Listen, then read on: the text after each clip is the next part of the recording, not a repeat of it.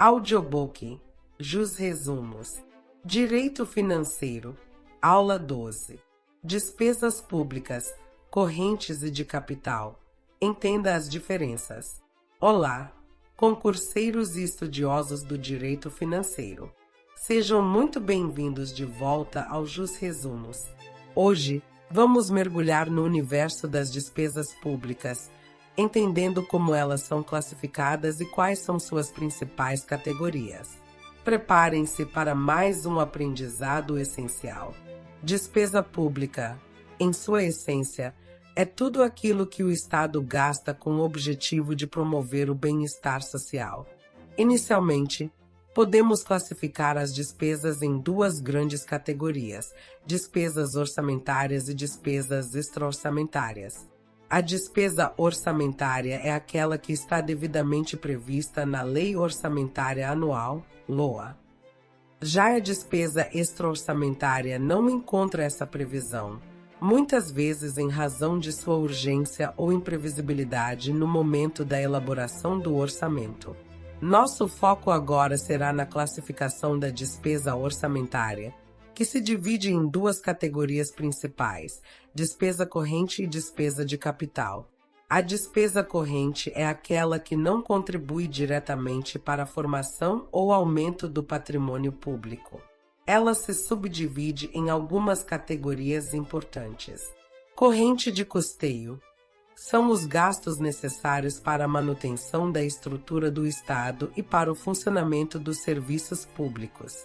Incluem salários de servidores, contas de água, luz, telefone, compra de materiais de consumo, etc.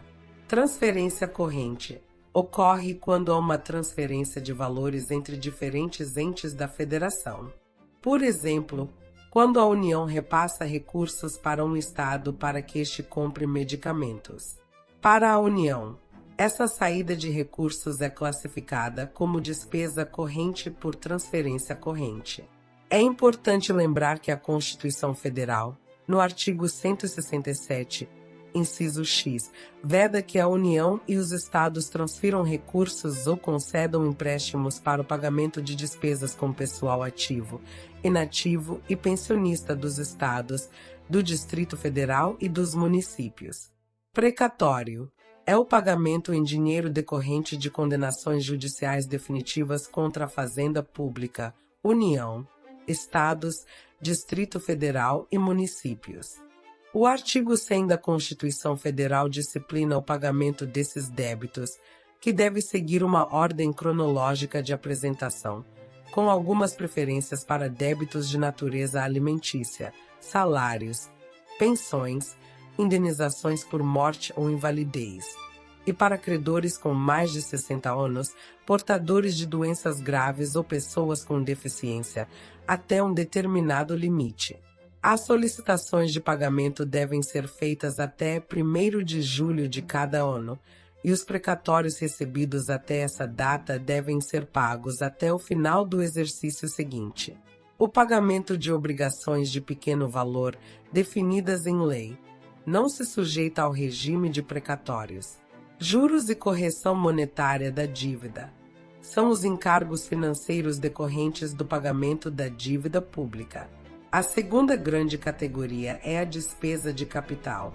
Diferentemente da despesa corrente, a despesa de capital contribui diretamente para o aumento do patrimônio do Estado. Ela se subdivide em investimentos. São gastos com a aquisição de bens novos ou com a realização de obras e serviços que aumentam o patrimônio público. Quando o Estado de São Paulo compra 100 viaturas novas ou quando se desapropria um imóvel de um particular para fins públicos, essas despesas são classificadas como investimento. Inversões financeiras envolvem a aquisição de bens já existentes, usados, ou a participação no capital de outras empresas. Se, no exemplo anterior, as viaturas adquiridas pelo Estado de São Paulo fossem usadas, a despesa seria classificada como inversão financeira. Transferências de capital ocorrem quando um ente da federação transfere recursos para outro, com a destinação específica para uma despesa de capital, como a construção de um hospital ou a realização de uma obra de infraestrutura. Amortização da dívida é o pagamento do principal da dívida pública, ou seja, a redução do montante total da dívida.